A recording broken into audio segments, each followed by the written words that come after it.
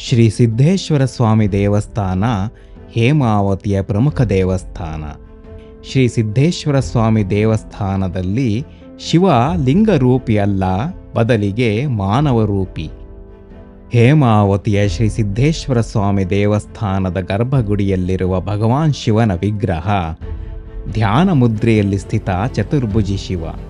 ಇದೊಂದು ಆಕರ್ಷಕ ಸಮಪ್ರಮಾಣದ ಅಂಗಸೌಷ್ಠವ ಹೊಂದಿರುವ ವಿಗ್ರಹ.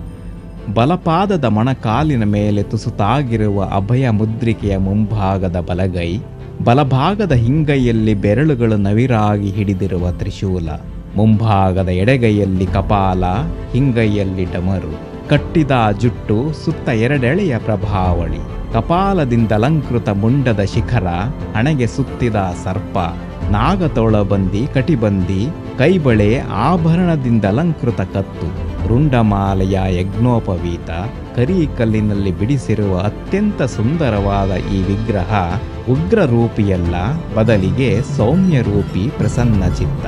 ಭಾರತದ ಯಾವುದೇ ಭಾಗದಲ್ಲೂ ಶಿವನ ಮೂರ್ತಿ ಇಷ್ಟೊಂದು ಆಕರ್ಷಕವಾಗಿಲ್ಲ ಎಂಬುದು ವಿದ್ವಾಂಸರ ಅಭಿಮತ.